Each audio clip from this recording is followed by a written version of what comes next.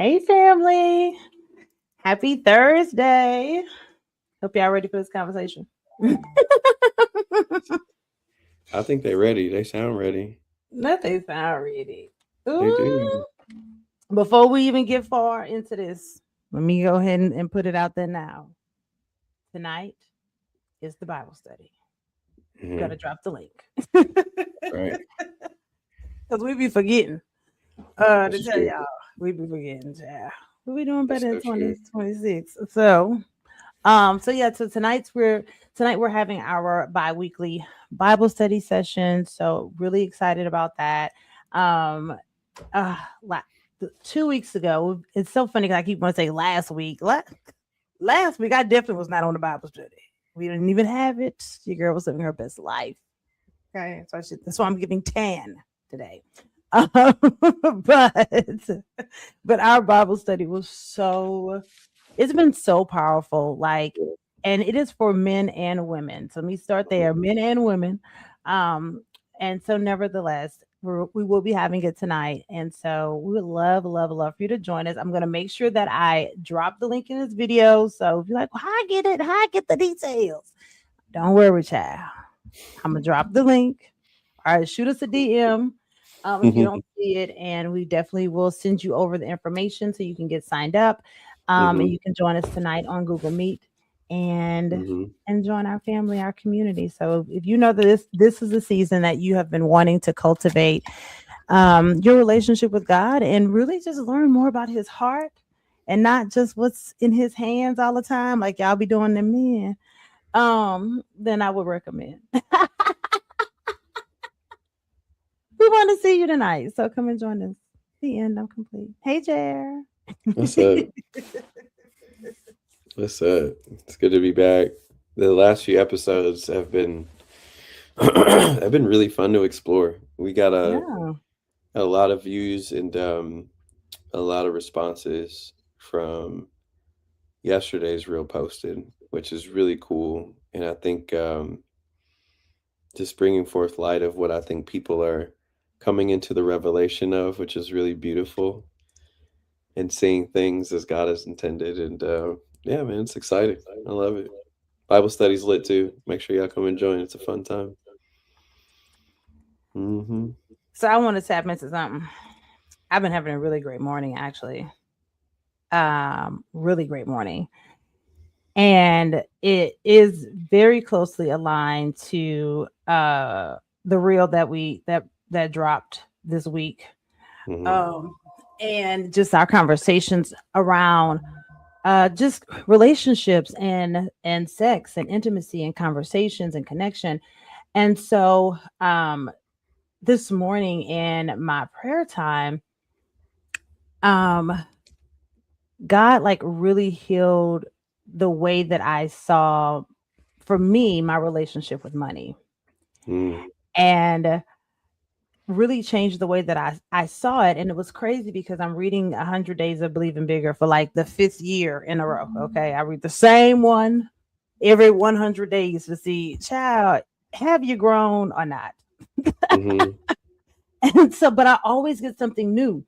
And so today, the new thing that I pulled away was, she says in the devotional how a lot of times the things that we think are there to hurt us or to harm us are there to help us. Mm. You said on the podcast episode that dropped this week that oftentimes not oftentimes, you said pain perverts the way we see people. Hmm. That is a very similar conversation. Hmm. Pain perverts the way we see people. And a lot of times, the things that we think are there to harm us or hurt us, what if it was there to help us? What if having that uncomfortable conversation with your partner about the way that you are feeling is the very thing that you need? Or what if them holding you accountable is actually love? And they're not trying to criticize you or demean you or whatever the other traumas are that you're thinking that they're trying to do. Like, what if we at some point started doubting the fact that the person that's with us is there to harm us? Mm. So those are my thoughts this morning. And and so from that, I was like, ooh, child. Okay, God. So that's why you had me. I'm a processor these days. I used to be a sharpshooter, Jared. You said something crazy to me. Oh, we was gonna go ahead and get crazy together. Okay. I was quick on my feet. And so in this big age, now I stop and I think and I process and I sit with my emotions on things. And but most importantly, I sit with my emotions with God on things. Don't forget that part. Sit with your emotions with God. Don't sit alone. Sit with a friend. He's a friend. And so I spend more of my time doing that. And I have found that in doing that, God has started to give me language for things that are sometimes challenging for me to deal with. And oftentimes I will procrastinate on things that I know I need to deal with, but I'm more afraid of it like taking me back to the version of me that died. Oh, Helen is gone. Y'all know from Diary of a Mad Black Woman. Oh, Helen is gone. I will oftentimes like run from it because I'm like, Lord, you know that person be triggered. For I know it, Lord. If I don't get into heaven, I know it's gonna be because of what I said. That'd be the running joke. And so I found myself procrastinating those things. And I was like, okay, God, what is that really tied to? And we think about like intimacy and connection and deeply knowing another person, but it also goes back to sometimes you got to deeply know yourself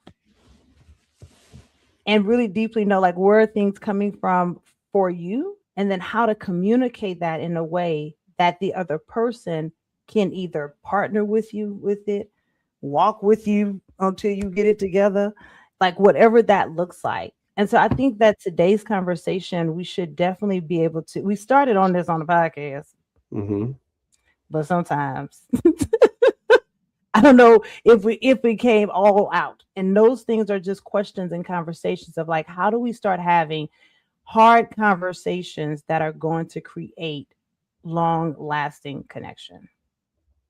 That's my thought. Okay.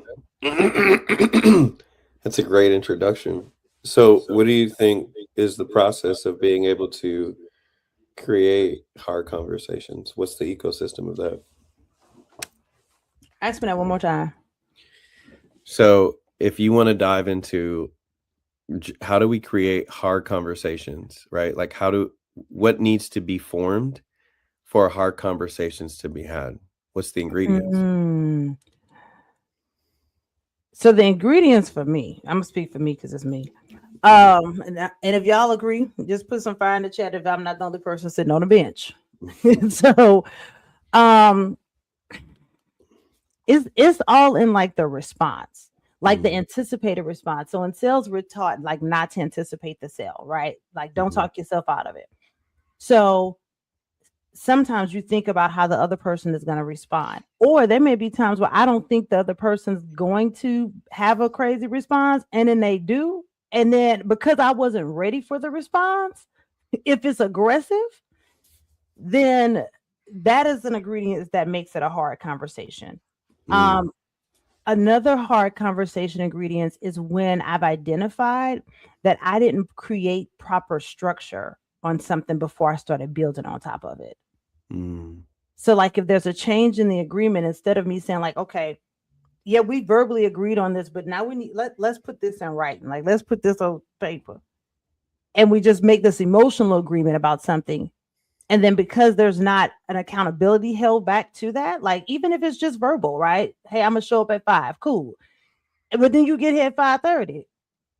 And at some point, if that's on my nerves, I need to tell you that, right? So, but sometimes I may be like, oh, it's nothing, right? And we get very dismissive and just kind of push it off like it's no big deal because you're like, well, I can't get the last 30 minutes back. What's the point of arguing about it? But in my mind, I've had to start identifying that it's not about arguing. It's just about explaining. Because what'll happen is you'll go long stints of someone doing this thing and you don't say anything about it, and then it starts to create an issue.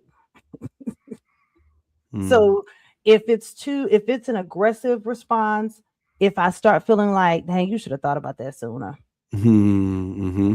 Uh, if and that makes it hard. If I'm wrong, depending on how wrong I am, sometimes that can make it hard. Yeah. um, you know, um, and so that those are the ingredients I would say Mm, could sometimes make it hard. Oh no, I got one more. If the other person oftentimes like they have this habitual setup of like not being honest or mhm, like feeling like they're always the victim, like mhm, this manipulation thing. And so like they're not gonna be open to the feedback because they're gonna I ain't listening to that, I ain't do that. Like they're gonna always that's another one for me that mm, creates a hard conversation because I can't control how somebody responds to what I share. mm, However, I do need to be prepared and mhm, think through, okay, if the conversation go over here, where you gonna go? Are you gonna stand on the Lord's side? Or are mhm, you gonna go too far left? And that's mhm, real. And so that sometimes can make it. That's the other one that can make it a hard conversation. mm. I hope I answered Okay. your question. Yeah, no, I think it's great because what it does is it gives the audience kind of like a visual Mm-hmm. and kind of verbalizes and it creates like texture that we can touch because I think when we're Mm-hmm. having hard conversations, people aren't aware of the materials that are involved, the aspects that are Good. involved, the dynamics that are involved. We're just having hard conversations. And depending on how we respond to hard conversations, we're usually more invested in the trigger that's happening, the defense that's happening, the making sure we're heard that's happening, and then how do we get ourselves out of it that's happening. But we're not actually aware of, well, what is actually happening outside of what's just happening in me, right? And so I think Mm-hmm. it's, like, really important for us to dive into that with the audience, so that way when they are having hard conversations or they recognize a fear of having it, they can start to ask more deeper questions and have deeper curiosities of being like, "Okay, well, what is it about the hard conversation that scares me? What is it about the Mm. hard conversation or hard conversations I've had in the past that makes me defensive, that makes Yeah. me wanna freeze, that makes me wanna fight, that makes me wanna have all these different reactions Yeah. that keeps the hardship in the conversation from doing a work in us, right? Mm. That's good. So, I love hard conversations, I love tension, I love conflict, Mhm. I love talking to people and in the moment where they are emotional, I provide a logical response to get us back to a place of not removing emotion, but not allowing emotion to remove the heart of the conversation. And because a lot of hard conversations are really hard to navigate because as soon as people start touching things emotionally, now emotions can't get to the resolve because somebody has to feel something in order for someone to feel safe. And Ooh. emotional safety can't be the only thing that's present in order to get to the resolve of something. And I think that we've hyper emotionalized things and we've made emotions the heart of what we're experiencing with people instead the heart is the heart of what we're experiencing with people. And we can't discern the difference between the two.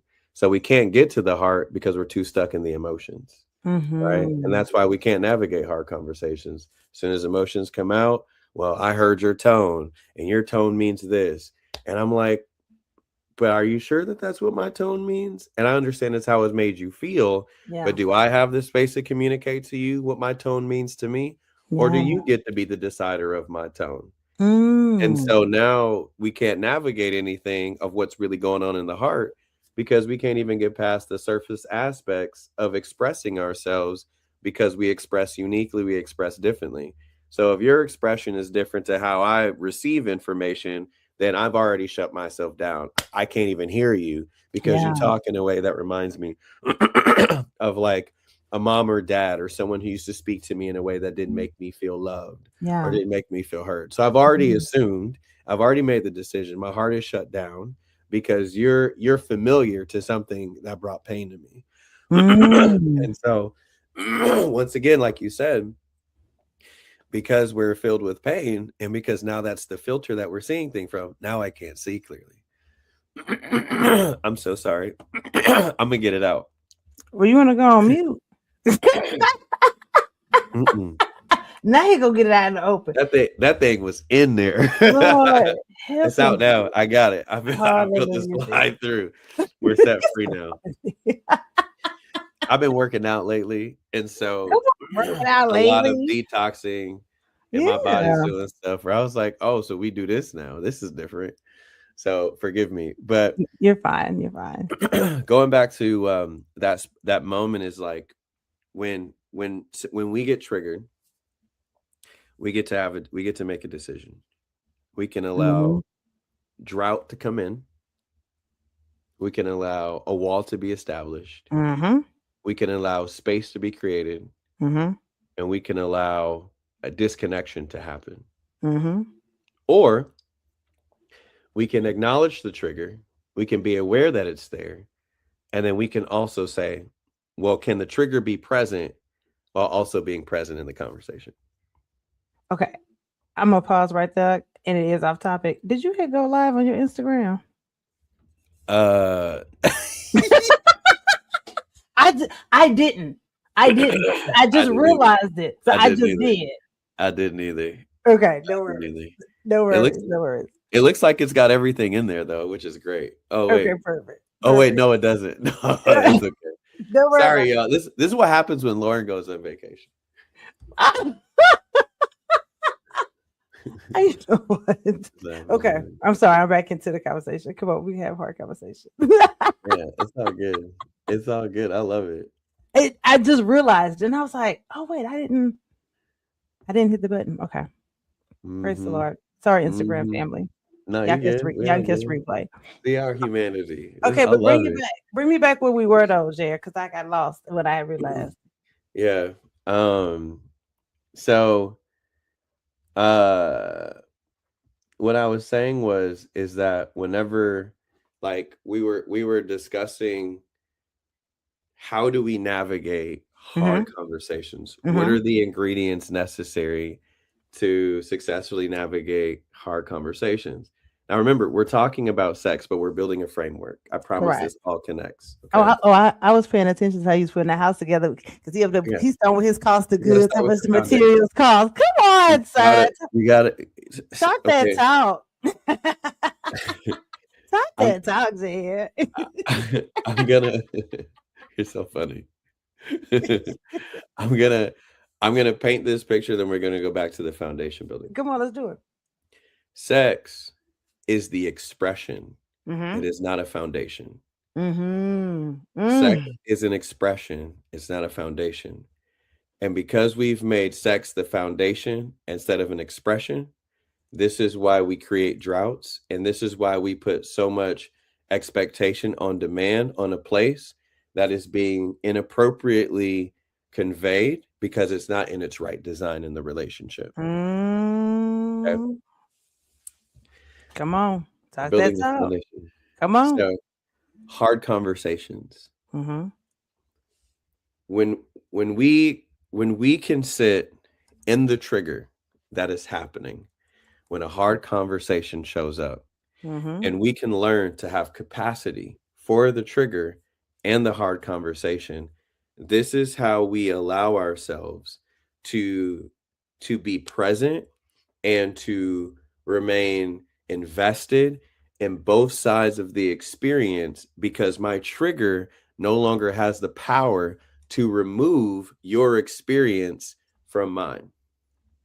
What happens is when the trigger shows up, tone, um, information being shared, past experiences that triggers things that you, all these things that show up that keeps hard conversations from walking through a really beautiful process that Come draws people on. together in closeness. Yes. We don't make room for all of the experience to be involved. We only have enough room until the trigger shows up. And this what stands in the way. And so as soon as trigger happens, the best thing we can do is say, hey, I like to stop this conversation just for 1 second. Mm-hmm. My ears are growing deaf and my eyes are going blind and my Mm-hmm. heart is starting to close because of this specific information that you're sharing is triggering something in me that's Mm-hmm. making me realize that I am now stepping away from your experience.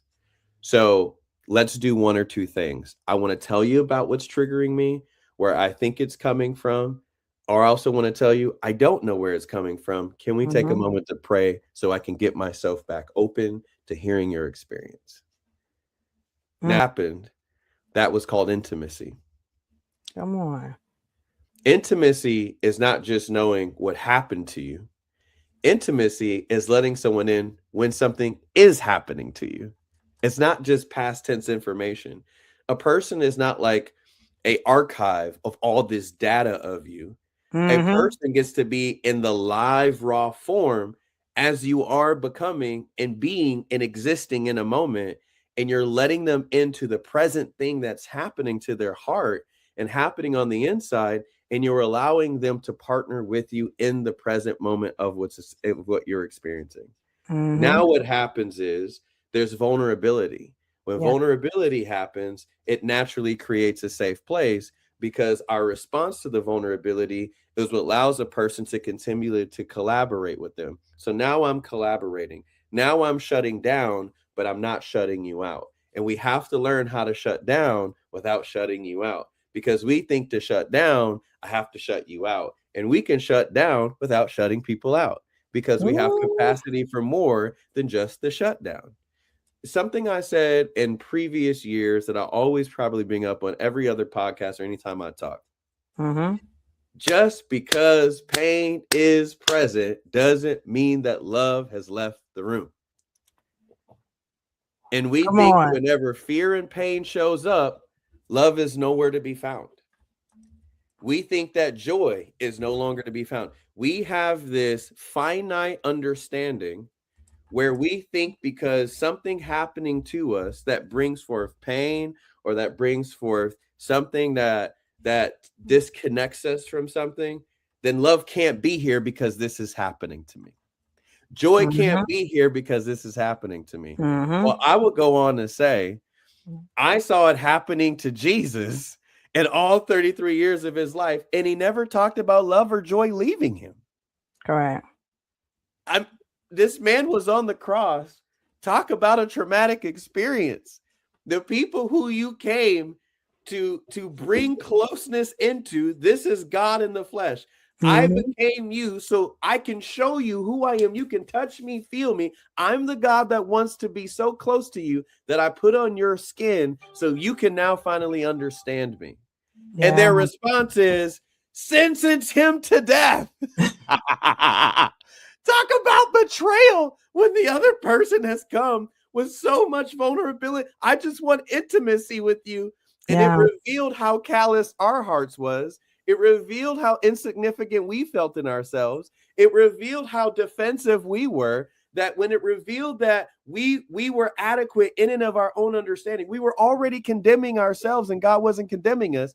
Our response was a state of defense towards God.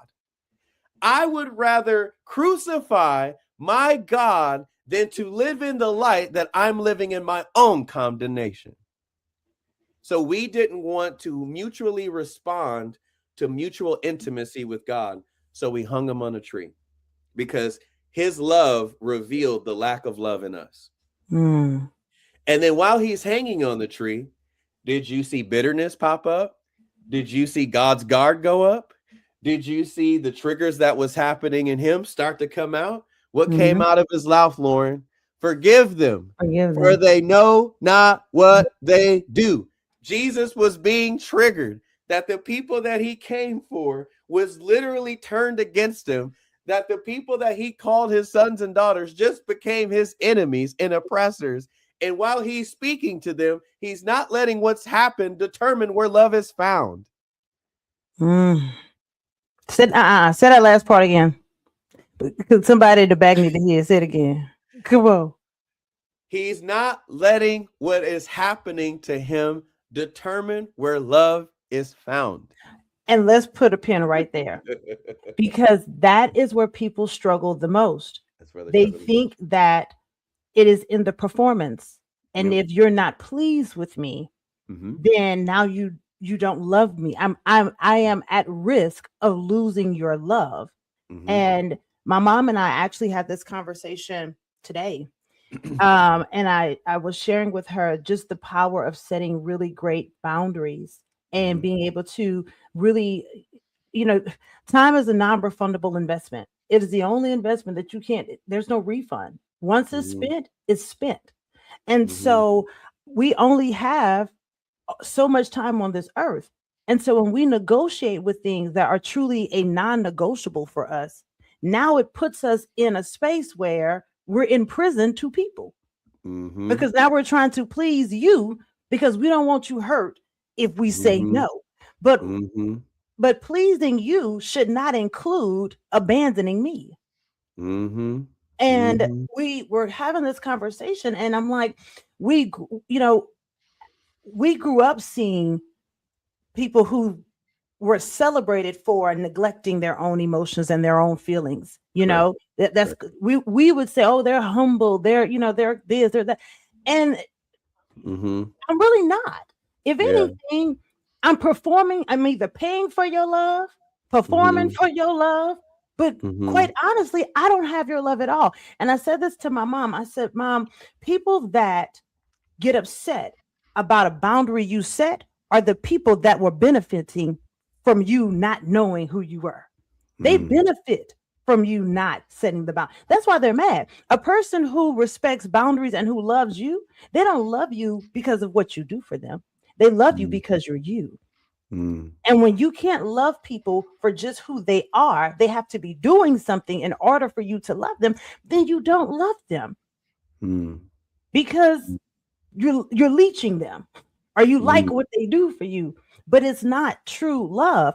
And Mm. just saying yes all the time doesn't mean you love me. Every Mm. time I say it, because that's what we equate it to. If you tell me yes, then you love me. Mm-hmm. But what if that yes is gonna hurt you? Is that still love? And I knew it was gonna hurt you. Yeah. Yeah, You it's see what I'm true. saying?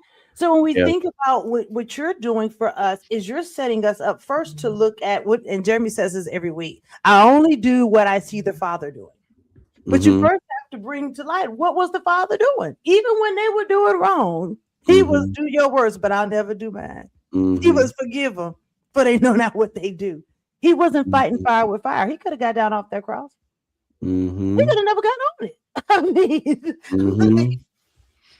quite Mm-hmm. honestly, he had Mm-hmm. a choice. But Mm-hmm. he knew when he came down here what Mm-hmm. the plan, what the goal was. He Mm-hmm. knew. Mm-hmm. So when we talk about trusting the process, sometimes for us, we forget Mm-hmm. what the goal was. Mm-hmm. And then the process start wearing you out. And now you like, but it's like, Mm-hmm. this is the issue. My trainer, JJ, he used to say all the time, and it really hit me this week because I was thinking of him.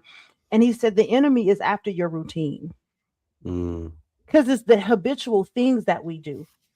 And so when we find ourselves being connected to God, now you can start picking up those habits instead of being like, you can be, you God, forgive them. Let Mm-hmm. me forgive them. Let me forgive faster than I condemn them. And I don't think that that's what we do in relationships, Mm-hmm. Okay. or we don't do enough of it.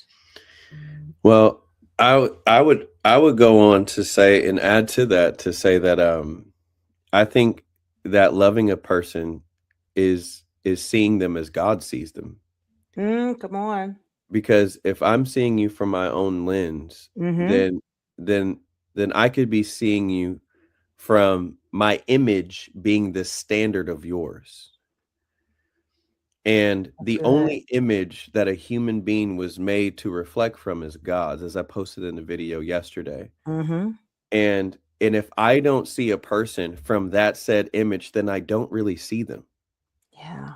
So even if I say that, oh, well, I love you for you, well, that depends on whose lens I'm looking at you from. If I don't have God's lens, then I can't love you fully because I don't see you fully.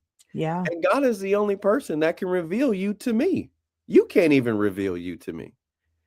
And so when we walk into God being the precursor for the end all and be all of how we navigate seeing one another, Mm-hmm. navigating life with one another, navigating with connection one another.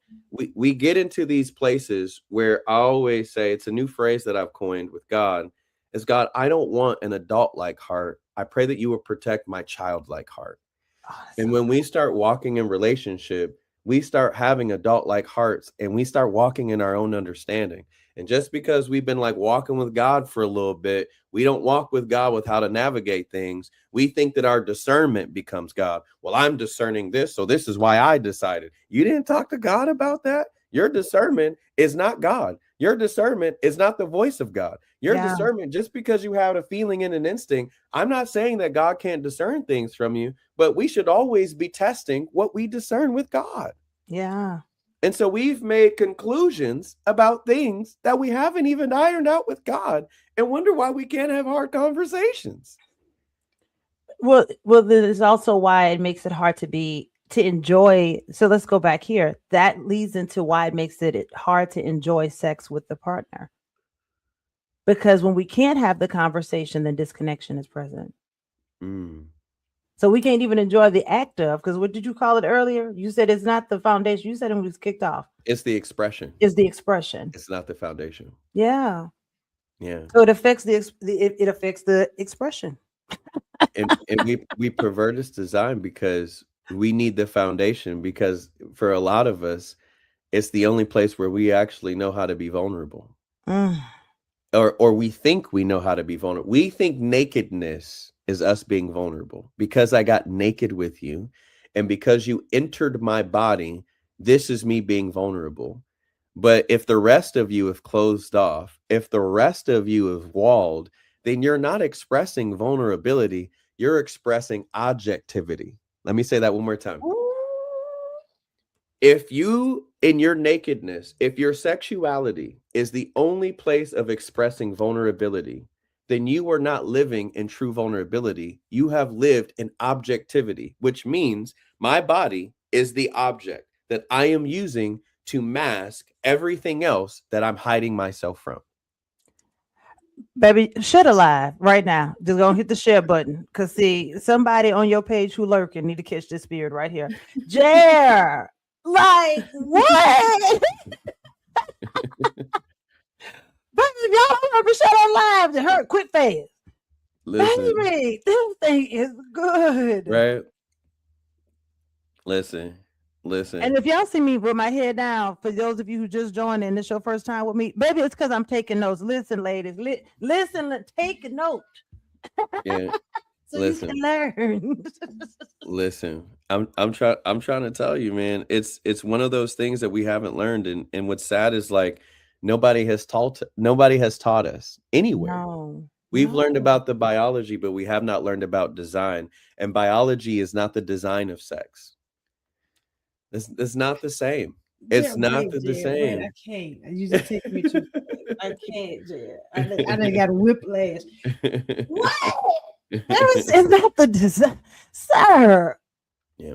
Come on, I'm prepared. I'm gonna act right. I just had to come back. That done took me out. I couldn't But write my note down. listen, it's not the design. It's not the design. It's not. Mm-mm. Mm-mm. I don't care how your body was formed. I don't care if you're male or female. I don't care if your body was made to do these things. The way that God formed sexuality is from every part of us being in the light with one another and being in the light with Him. And if you have darkness, darkness means hiddenness. If you have places where you are hidden, I don't care how much you flip over and try all these things.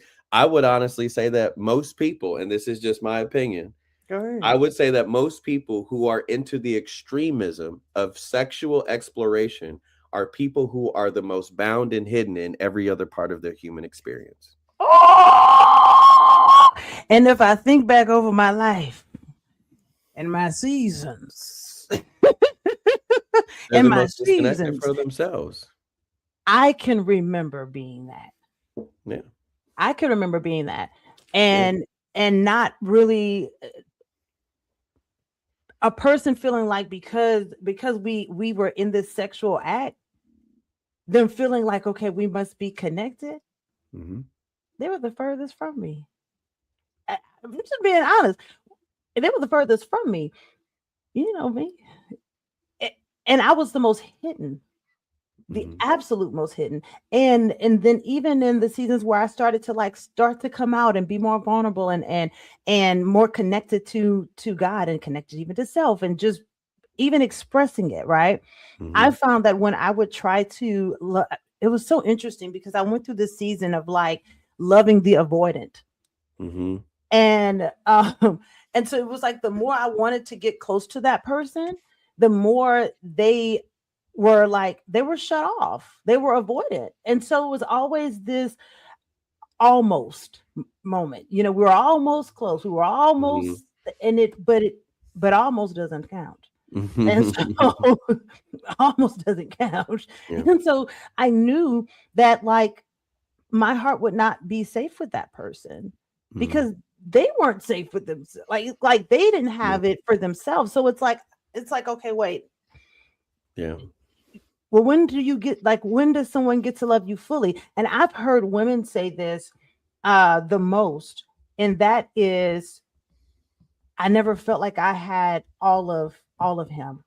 Especially when Mhm. I'm working with couples, that's one of the things that I hear women say a lot is that they feel like I don't have all of him. I wanted to really love him and know him, but he never could give me all of him. Well, all of him is him being able to be in the light with you Mhm. and being Mhm. able to share, you know, Mhm. some of the things that have harmed him. And Jeremy, you said this on the podcast and you said what's hurting you. Like we don't Mhm. oftentimes lean into that. And Mhm. I wrote this down because I just realized that in asking what's hurting you, it's moving the person into their human experience. It's Mhm. moving them back and it's putting them into their bodies and Mhm. really identifying where is this pain? Mhm. What is hurting me? Because we don't ask people what's hurting them. We say, "You okay?" Mhm. Mhm. Mhm. We don't. So we Mhm. do a closed-ended question, but we want an open-ended answer, Mm. and that doesn't work. Mhm. Mm. It doesn't work, and we have to understand that when okay, so I'm gonna put you guys into character. Come on. Imagine seeing your partner and you see what hurts them. Mm-hmm. You see what has hurt them, and you see what is still hurting them. You Yeah. see how they respond to what's hurting them. You see how it has debilitated parts of their life. You see how it's created some form of disconnection with you Mm-hmm. and them in the relationship. And they're Mm-hmm. not intentionally trying to sow disconnection. It's just that the pain has made them to believe that they'll never be able to get past it because they don't see that the love that is there is greater than the pain that they've experienced because they have so allowed it to be absorbed into their identity as if the pain tells them a part of who they are. And then you say God, and God's like, let me tell you how I see this person. Let me tell you how I see this pain. So while I'm living inside of your body, Jer, whenever you're connecting with them, I want you to express yourself with your body and everything inside of you, with your emotions in your Mm-hmm. heart and your whole being about how I love them. And I want you to pour yourself out in such an intimate and physical way that the way that you take your time with them and the way that you make them feel chosen and the way that you make them feel seen and the way Yeah. that you want to serve them and the way Yeah. that you want to be careful with them and the way that you want to tend to them and the way that you want Mm-hmm. to hold them and the way that you want them to make them feel safe and the way that you want them to make them feel heard and the way that you want them to make them feel touched, the way that you want them to make them feel close. That's what God is pouring out in you as you are expressing yourself through the body. That's what Yeah. sexuality was made to be. And when we operate from that expression, imagine the healing that Right. can take forth in the relationship. I was literally thinking that is Sex so brings, healing. when we operate in that, when Oh it, that in the sex brings forth, it's not the sex that brings forth healing, no. but it's what's being born from the Yes. love of God in us, that when we see the person as God sees us in the midst of all of their condition, Mm. what can happen in the midst of those experiences? And so like as a young man, when I was in a sexual phase, I realized, I was like, God, this can't be right. This Yeah. is so disconnecting. This is what Yes. people are doing. This is so awkward. I don't even Yes. know this person. We literally looked at each other, thought each other was attractive, and we just made the most sacred decision. And Yeah. all I know is their body, and I don't know them. This doesn't Mm. feel right to me. So it made me start talking to God about what doesn't feel right. And God was like, Jared, you're right. It's not made that way. You want to know how No. I made it to be? When I made you and you are expressing yourself, you are the expression of the intimacy and the fellowship that I have with you and that I'm Yeah. having in the Godhead. And I was like, God, sex is so powerful. Not Yes. about the soul ties, not about the demonic stuff, but No. about the essence of God being expressed and explained and emptied out when I operate in that way. And when Yes. we operate in that way, everything gives glory to God. This is why the Bible says, husbands, it's not about you loving your wife like you love your own body, but that Correct. the mystery of Christ would be unveiled about his love for the church. Well, he's talking about in the sexual encounter, not just the marital day or the union. It's in that as well, if not anything else. It's the one thing that I'll never partake in any other relationship except with my spouse, that when I give you my body, it's equal as to God, Jesus giving his body unto the grave. And what did he do with that body? He raised it back up. Well, guess what happens when I lay my life down? When I lay my body down in a sexual space, God raises it back up. And then over and over again, when we're laying down in one another in intimacy, we see our bodies being laid down as living atonements for one another. And then we're raised back up to continue the practice of sexuality. Even that expresses the cross. Yes. And when we don't have God being expressed in sexuality, that's why we have to go to extremism in order to search for the satisfaction in the substance that it can never produce. I don't care how freaky you get. I don't care what stuff you try. I don't care who you bring into the bedroom. All those things are expressions that you are hiding from your partner because you don't see each other from the light of God's lens. And in the beginning, Adam and Eve were naked and they knew no shame. Mm-hmm. That's the part. Mm-hmm. Is they knew no shame. Yeah. I don't want to be with you and be in shame and you don't know I'm in shame. You know what I'm saying? Like, because now we don't know each other. And we go back to the original, you gotta go back to the original design of the thing. And when you look at the original design of oneness and the coming together of partnership, it was not, God didn't put Adam and Eve together so they could be codependent on each other. Mm-hmm. He didn't put them together so they could be hyper independent of each other. He put us all three together, him connected with us so we can be interdependent. I don't know where you start or where he ends. We just living like sand. You don't know where it started. You don't know where it ends. It goes together. It's mating. It's help mating together. It goes together. And so when you think about oneness, when I went back into Genesis and started studying this, and in my season of like not, of abstaining from sex, because it felt so unfulfilling, like you in the moment, you enjoying the moment because it's satisfying flesh, but it ain't fulfilling heart. And so I was like, God, I know this isn't it. And so I got back into my studies, and there I found of why it doesn't fulfill like it should be fulfilling. And it's because we don't have total knowledge. It's one of the most sacred acts, but it's also the act that we pervert the most, that we mishandle the most. And we don't have total knowledge. So even though we're acting like we together, the truth is my heart is far from you. And that is why a lot of times I hear women say, I am next to him, but I am not close to him. And men don't always understand. And especially when I'm coaching couples, they don't understand. I mean, how much she want? She want to jump in my skin. Yeah. And it's like, well, yeah, because you're hiding. And she knows that, and she can feel it. but she doesn't know. She knows you're hiding, but she can't find where the parts are. And so the issue is that she's asking because there's questions. And instead of you saying, I don't know, or I'm uncomfortable talking about it, or whatever the truth is, you don't. And so what happens is, instead of y'all being on the same team, being able to go to war with the enemy, now y'all on opposite sides of the team. And we can't win that way. It's some good stuff. It's so good. And it's really good. And I'm like, when we start thinking about that and thinking about, you know, the not just the enjoyment of it all, but the closeness and the oneness of it all, and really honor sex the way that God designed it to be. If you honor it in the way that it was designed, by honoring all the things that, like I said earlier in one of them clips, is what happens in the living room that affects the bedroom, right? Then it overflows there.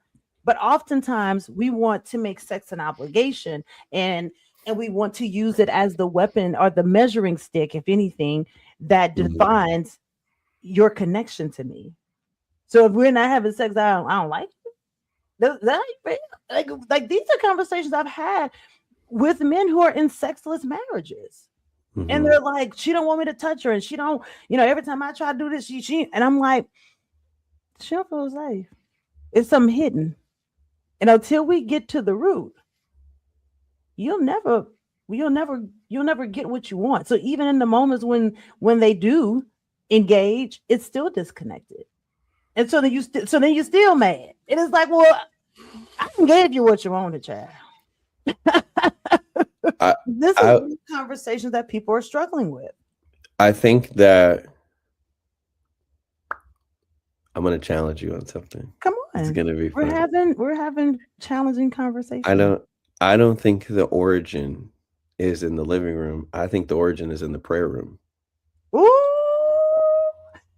I like that. Now we're in the prayer room tonight. Yeah, come on to the Bible study. And this is an I don't care, no, I ain't shame plug. This is what we're talking about tonight in the prayer room. So come on, Jared. Click the link. Yeah. That's good. Yeah.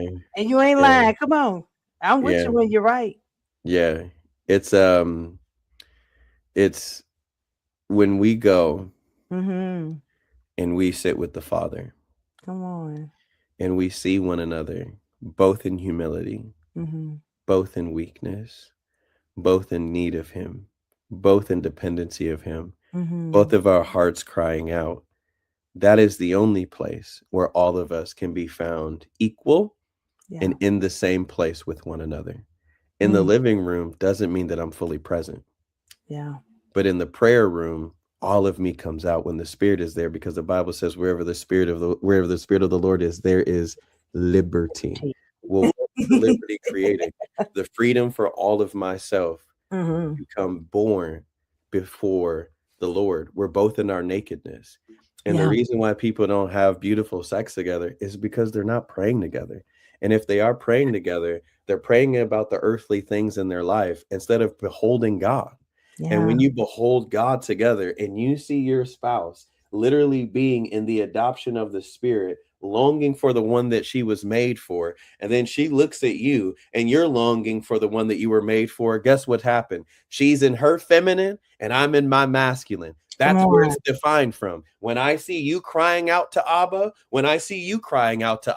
there the masculine and feminine is found.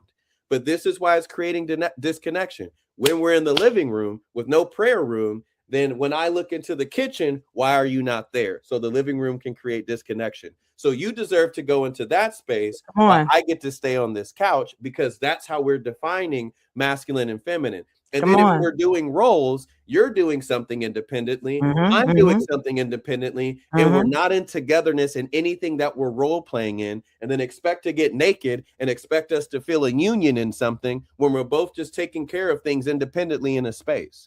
So when you're in the prayer room together, we get to be unionized. Come on, unionized. Actually be unified in the Spirit.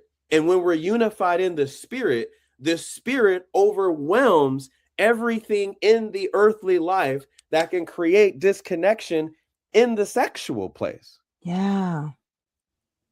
So people can go to church together all they want. I'm not saying you shouldn't be communing together in church. That is an attitude of intimacy. If y'all ain't before Daddy God together, if y'all ain't diving into the word together. Come on. The origin of human relationship, if we remember, it's so interesting that God so simply creates the design and we want to pervert it to making something else and wonder why we have disconnects in something that's not originally made. Come on. So when God designed it and he made man from his image. So the only way that Adam knew who he was is when he was walking with God. He did not discern who he was from walking with Eve. Now, when he made Eve, she said the man was the one who told her who her image was. So I shall name you, I shall call you. Well, guess what happens? When a man is walking with God and a woman sees the man that's walking with God, she sees herself.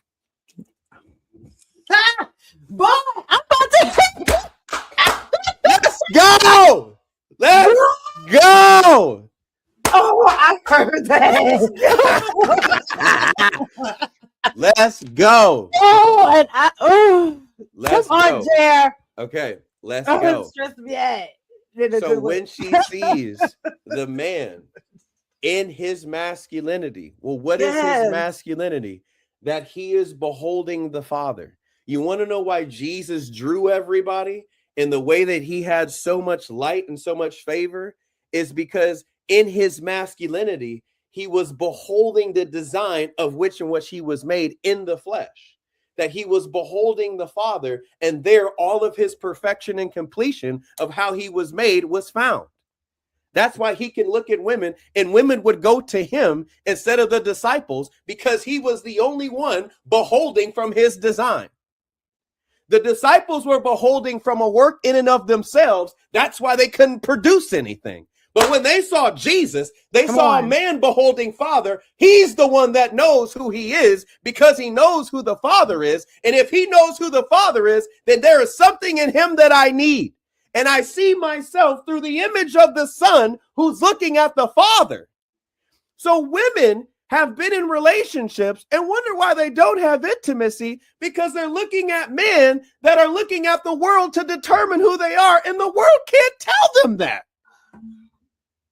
The world can't tell them that. Their provision can't tell them that. Their ability to work all the time can't tell them that. Their ability to manage money can't tell them that. Their ability to get you the dreams of your life can't tell them that. The ability to let them surrender to you employing them can't tell them that. Them giving you a soft era or soft life can't tell them that. That was not present when Adam woke up from the dirt and he saw breath coming out of his body and he saw these hands made before him and he saw God looking at him saying, "You behold the image of me." None of that was present. That's why I can't tell him what it is.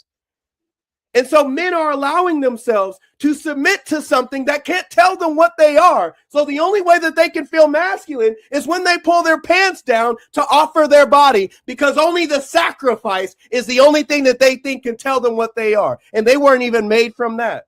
God didn't sacrifice himself in the beginning when he was formed. That came later.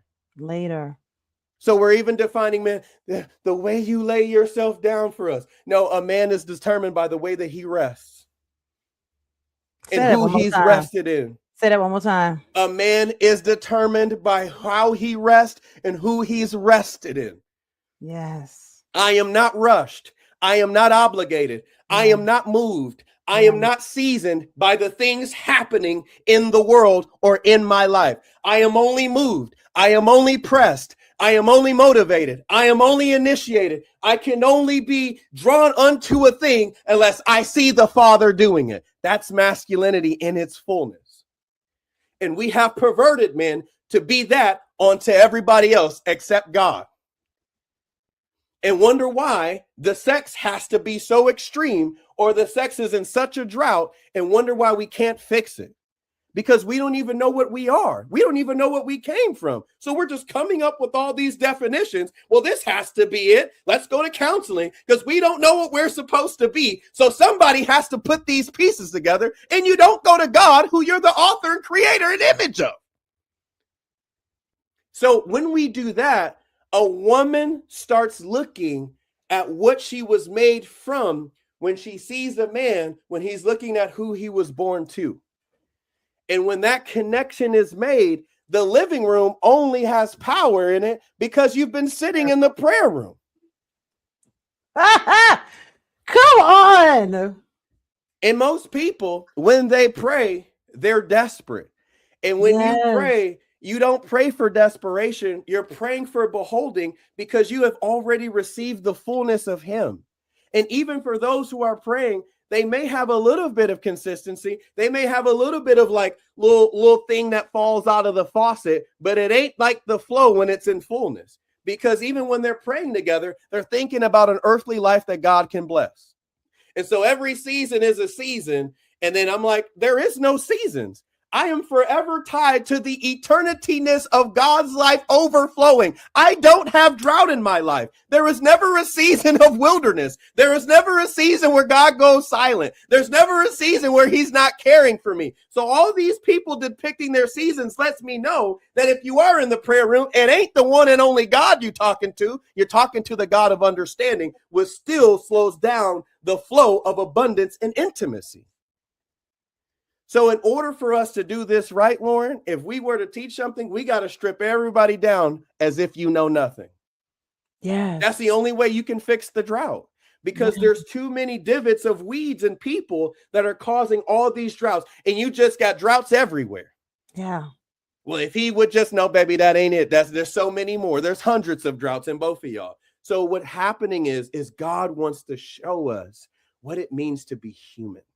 And when we learn how to be human, and that he is the only one that can decide our humanity. And when we come and we see Jesus in the flesh, he's the one telling us what it looks like when God and human are formed together. And then we start to get that identity formed in us by the work of the Spirit. And then when we're with one another, we have grace, because I'm realizing that God is doing a work in you. God is doing a work in you. Though these things have happened, God will use everything to work for our good. And you know what happens in hard conversations? We ain't thinking that way, because the trigger then told us that none of this is going to work for our good. So I got to get out of here. I got to defend myself. I got to get away from this situation. This person doesn't hear me. This person doesn't see me. This person doesn't love me because of the tone they're talking to me in. And the whole time God's like, well, I already see you. I already understand you. I already choose you. I already loved you. I've already overcome those things to make it work for your good. And we're looking to a person as if they failed us in a moment when God has been over here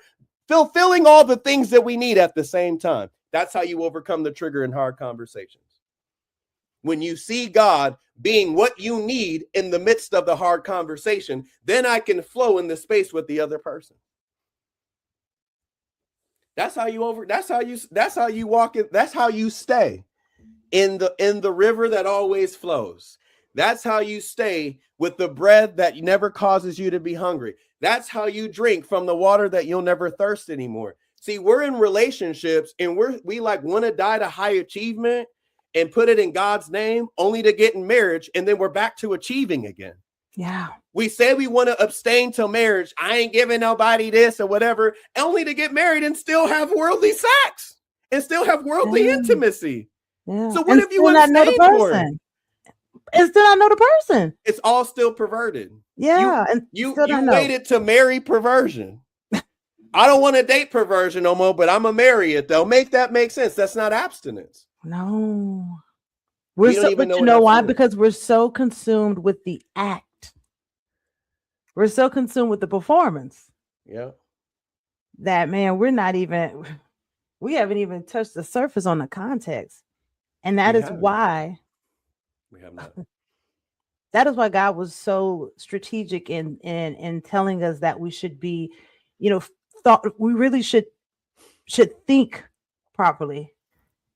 Take our time, not rush when it comes to marriage, when it comes to, because these are commitment things. Mm-hmm. And this morning when I came in my office, you can't see it, but I've been on a trip. Me and Guy, we've been giving go together energy today, baby. And one of the things that I did this morning was I ironed out what are my top 3 priorities, what are my commitments, and then what's just on the to-do list. See, the issue is a lot of times we're not paying attention to the commitments. Mm-hmm. And so what ends up happening is we will commit to things that we hadn't really thought about. Like I Right. really let's really get to know each other. Let's really build this foundation of friendship. Because Mm-hmm. in it, if we can't get the friendship part right, we the rest of this point ain't gonna be going. It's not gonna go as well as we desire. And we don't think about it from that lens of like, I really want to be intentional. This morning I wanted to be intentional. So I intentionally did things to prepare me and to think through and to hold space, because those are things that are really, really important. Um, to me, is to be able to sit with God and reflect and spend time hearing his heart and, well, God, how do you see this? So wait, what I thought was gonna hurt me was really here to help me. And I was acting crazy. But change my lens. Help me see it the way you see it. Mm-hmm. And just spending that, just being able to spend that time. But I do think that we struggle with identifying what is truly priority. What is priority versus your pleasure? Mm-hmm. Mm-hmm. So when we choose pleasure over priority, that's how we end up having a body but not having the heart. Mm-hmm. I'm complete. The doors of the church is open, child. Is there one? I mean, Is there one? I'm done. Tap me out. Take me out the game, coach. yeah. That's how good this was. When you find, like, when you see that everything that God has made, it's all found in him. He didn't leave anything out. And when we try to navigate anything in life that God made Come and on. we've left him out, Come it's on. not going to have any life in it. No life. Drought is the presence of death. It is the presence of lack. We cannot believe that when it says in Psalm 23, for the Lord is my shepherd, for I lack no good thing. I lack nothing. Well, if I'm experiencing lack, then that means that there's a disconnection in something that I'm experiencing that's out of design. Most of it's not even that you could be with the wrong person or that you're the wrong person. You just don't see the design correctly. God, how did you make this? Yeah. Isn't it interesting? His name is Creator, and we don't ever get curious about how he made it. Not go back to the materials. He's the name of everything to say, I know how to counsel it. I know how to provide for it. I know how to tend to it. I know how to heal it. I know how to raise it from the dead. I know how to make it. I know how to author it. I know how to work it. And then we keep thinking, well, don't worry. I'll just study to show myself approved so I can use what I understand about this thing to be all those things unto myself. And God's like, I made it all so you can watch me be God to all of it. And if you watch me be God to all of it, there is a life that animates from it that the world's looking like, that's the thing we're longing for. But how can the world long for something that we put God's name in it, but we won't put God in it? And wonder why the church is still trying to figure out why there's drought in Christian people. You bear the title of someone, but you don't bear the person. Come on. And if you take the person out, the title has no effect. You can be Christian all day, but if you don't behold God and see him as he is through Christ, then you will never be able to live in the fullness of what it means to be in the oneness with God. I don't know who you won with, but it ain't him. And that's the question. Those are the hard conversations. Yes, those that are we have to have that heals and restores the intimacy. Who are you beholding? Yeah. Who are you saying is the framework of your image that you were made from? Who has told you? Like God asked Adam, who told you that? And this is how you know. Listen, this is so beautiful. And I promise I'm out. No, come on. This is how you know Jesus is God in human flesh. In Genesis, he asks the question. The first thing Jesus does when he goes to the disciples is he asks the question, who do you say I am?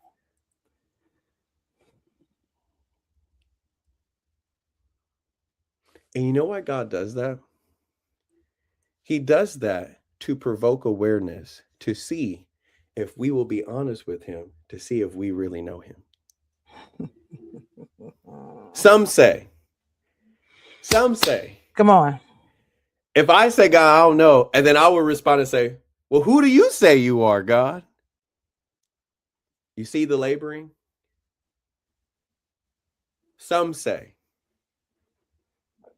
the tradition that they bore of this God coming back in flesh to be a salvation unto their people.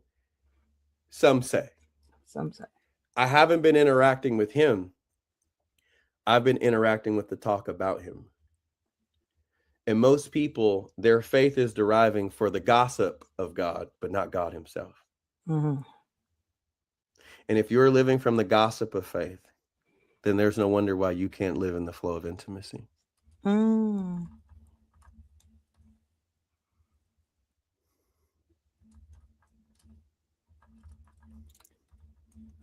Who shall? Yeah. Listen. I fell out. This good, JR. This good. Oh, hey, ending of a great series. Instagram people, they talking to us too. I'm sorry, I was looking at them. I didn't even see it. I can't even see it. You ain't got to. I got you. Oh, I'm your eyes. Don't worry. Okay. I'm your eyes. Oh my goodness. Well, they call it the best parts anyways. They click the link below for the prayer room tonight. Yeah. Oh my goodness. Okay. Let's see. Let me at least make sure we acknowledge the people. This is one of our Facebook people, Jeremy. Hey, Jeremy. Them Jeremy's Lord. Help us, Jeremy. He said, oftentimes our exterior experiences, manifestation and things stem or birth from our internal experiences, what we believe we have. That's good. Y'all listen, if this blessing y'all, because it's definitely blessing me. I'd have felt like I make one of them church fans. Yeah. Pick me back up. Yeah. Ooh. Yeah. This is good. That's all I have. I don't have anything else. I'm done. I'm tapped out. The link is in the video. It's in the bio. Join us tonight for the Oneness Bible study. If you have been in the living room and that's why you're struggling, the prayer room is open. And tonight we're actually reading the prayer room from, and he's gonna be acting out funny when I say it, but we're gonna just say it, from one of my favorite authors. We'll be reading home. So I can't wait for y'all to join us tonight. It's gonna be amazing. So definitely tap in. We love y'all. Love y'all. Can't wait to see y'all there. Y'all pray for me. Okay. Peace.